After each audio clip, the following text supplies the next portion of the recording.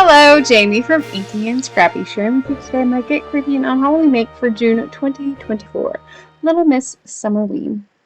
So I have already die cut out some pieces, but here are what I am using. So I picked these up on clearance, and I really picked them up because they were a milk carton, or at least they look like a milk carton to me. And then, of course, the Little Miss stamp set from Ink Road Stamps, which I've had for a while now and have yet to put ink to. So I decided that one needed to happen as well.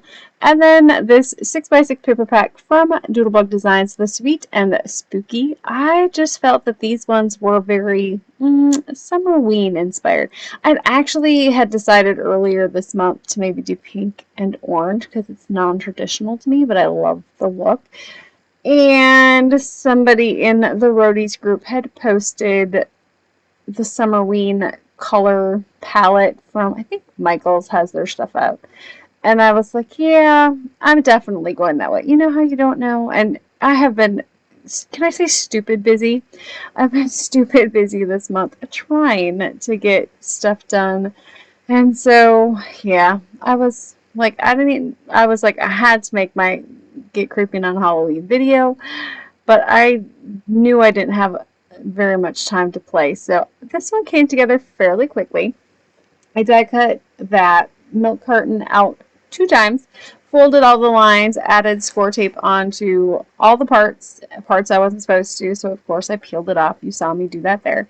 So I'm just going to kind of put, at this point I realized that, okay, I have to fold it certain ways. So I put the tape on the right spots this time, and you could skip the tape entirely and just do liquid glue if you wanted. But before I actually put it together or pop it up, I wanted to do the rest of the decorating on it because it's easier to get things to stick if you don't have to stick your hand inside to, press from the backside.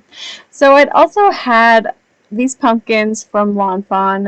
I think they're the stitched pumpkin stack or not stack, just stitched pumpkins from Fawn. I cut them out last fall, and they've been sitting on my desk for that long.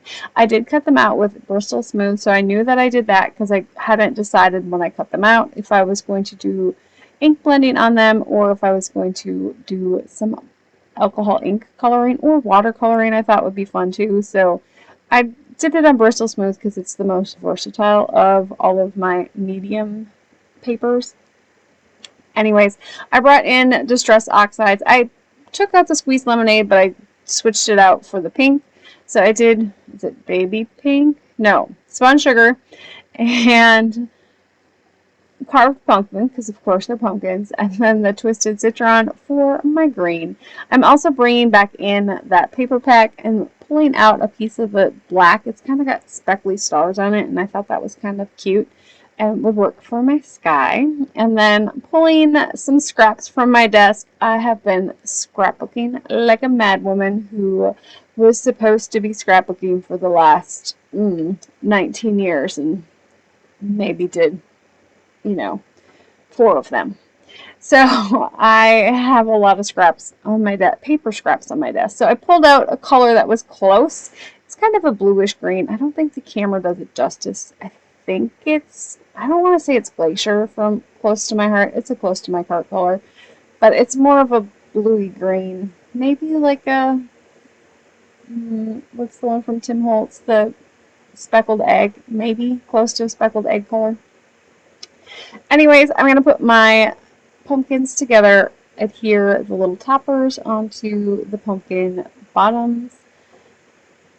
And of course, I colored 4 of them. I probably could have stopped at 3, but don't worry, I used the extra one because I end up deciding to go, I think I didn't want them to look exactly the same like my panel layouts, even with, different pumpkin shapes.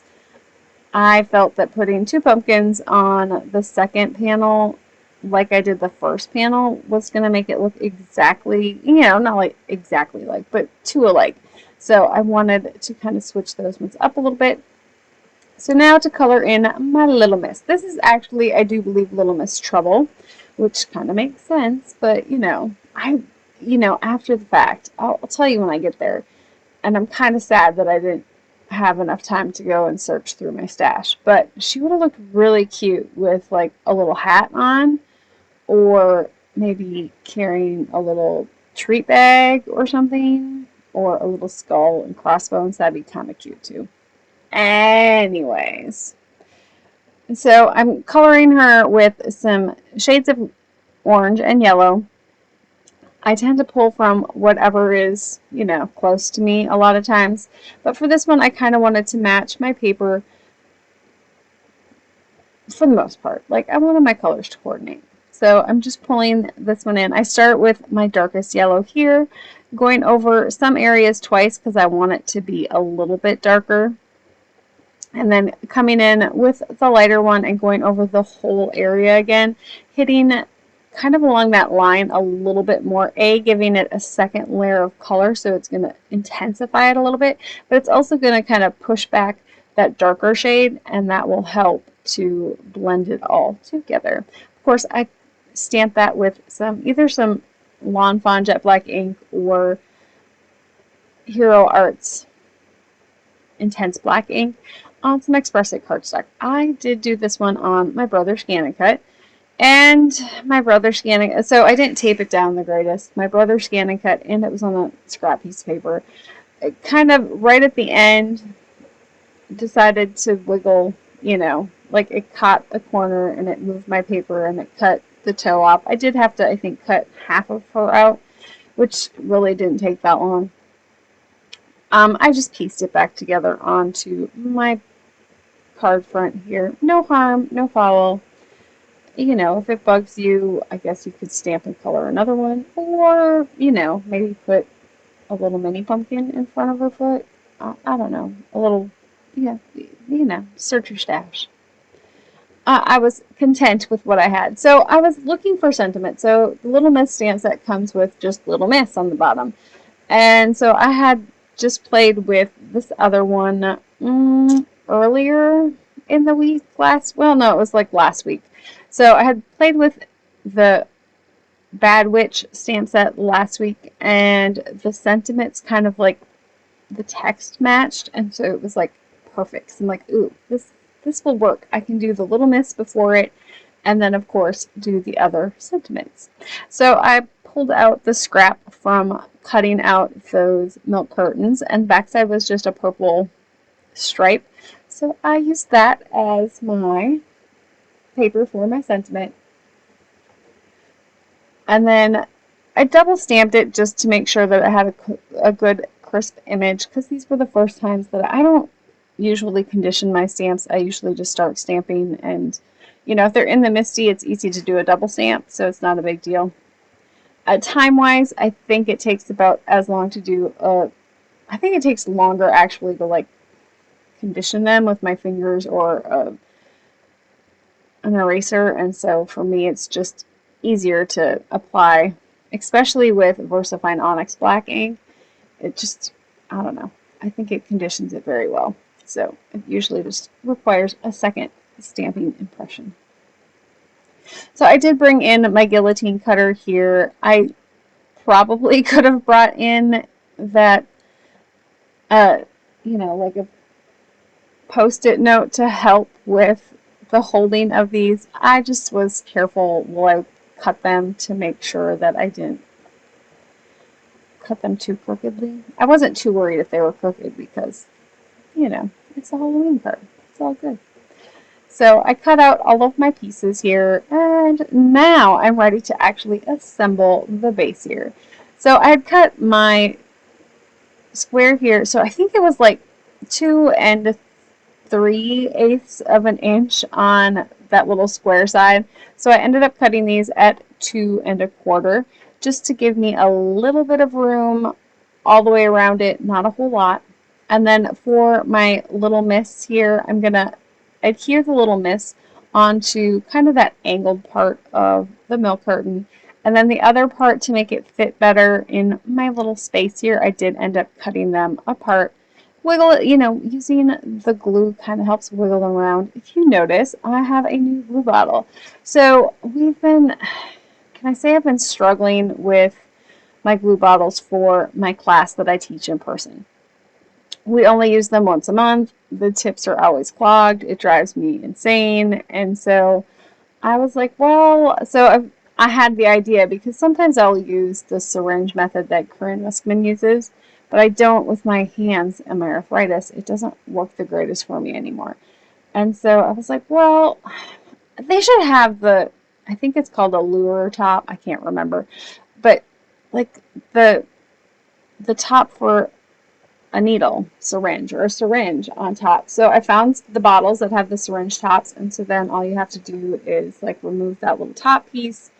It like screws in there and it screws off, and it has a little cover, and I'm hoping this works better for me, at least for classes, because then I can just unscrew the covers, cap them, and then rescrew the covers or just exchange those tips out at a fairly, cheap alternative to using the bottles the other way. Anyways, back to my project here. So I finished adhering all of those things, and then I brought out my Crop-A-Dile. We are memory keepers. I think it's a crocodile. Crop-A-Dile? I don't know. It cuts holes 2 sizes, and it does I think it does eyelets in multiple sizes. I know it does other things. I don't have the sheet for it anymore. I use it for cutting holes or punching holes through multiple pieces of paper and setting eyelets. Yeah. So here's my extra pumpkin. I'm just going to set that onto the side of the box here. I kind of had saved it and thought about using it for for a tag on top, but I changed my mind on that one. So I did pull out some black brads for this one. I kind of went back and forth between pink and orange, but ultimately the colors that I had just weren't quite right, and I didn't want them to be sore thumb looking, and so I thought the black worked fairly well. It goes with the little bats and, of course, the background on my little mini panels. And I really think setting your eyelet in the hole works better than trying to get it onto that little tab thing or onto the little pokey hole or the hole. Oh, no, the little pin that comes out to hold it. Just saying. So I'm using some Ink Road Stamps packaging here. So she wraps her stamps in black tissue paper. I can't talk today either. It's going to be a week. And just cut that into about 1/4 inch-ish, 3/8, and probably more, about a 1/2 inch. Between a 1/4 and a 1/2 inch, I didn't measure. Cut a bunch of those and then just kind of ruffled it and put that in the inside of my little milk carton here. I'm just trying to figure out how much ribbon I need for this one. The other thing with this one was I wasn't exactly sure where I was going with this one. I kind of knew. But I was like, oh, I want to do a tag. So, of course, before I thread everything through, I'm going to add the tag onto the top of my box here. So, of course, that Doodlebug paper pad has these little mini tags in there. So I just kind of picked one that I liked. Of course, I did not cut it right the first time. So running it through again, and then just taking my scissors and clipping the corners. And then, of course, I'm going to do the same eyelet setting on this one as well. I just love that finished eyelet look. It also, you don't have to worry about things ripping the holes, the paper holes out. So it's kind of like a stabilizer for your top piece. So I didn't do anything special with the tag. I just added it on to the string before I ran it through. So this is some fine jute twine, I think. It might be hemp. I think it's hemp, to be honest. It's thin, but it's not super thin. So finding beads that fit on it is a little bit difficult. I have a mixed jar of beads in my stash that's on my desk. I have many beads. They're just not in my paper craft area. And so, but this is the jar that I kind of keep in my paper craft area. It's just got a nice assortment. There's some pink hearts, I think there were some orange hearts is what I used on this one. There's some purples. There's just a lovely mix of colors in here that work really well. I love adding beads onto the ends of my tie things. I just think they just add, I don't know, a little extra gorgeous touch to them. Although I did struggle immensely on this one to get it to to thread. So keep that in mind. I maybe would have, if I'd have gone downstairs, I could have found some better beading thread and or twine, but you know, I was trying to go quick, so of course it probably would have taken me less time to go downstairs, find what I needed, come back upstairs, bead it on quickly, but you know, it's always hindsight, right? So I just continued to cut, and cutting it at an angle really does help a little bit. And then of course I'm just tying the ends. Sometimes I tie both ends, like before I put the beads, well after I put the beads on, I'll tie on one side of the bead so they stay in one spot. This time I wasn't too concerned with that one. I love doing this for bookmarks. I just think it's, you know, you get that weighted end and it just kind of adds a little bit. So here I am just tying a simple bow on top, and that is my finished Get Creeping on Halloween. So this will be a little treat box. You can throw a little treat in there of whatever variety. So the Basic Witch one, I was like, oh, she'd have looked really cute with a hat on. Of course, while I was editing photos, I thought of it. I'm like, oh.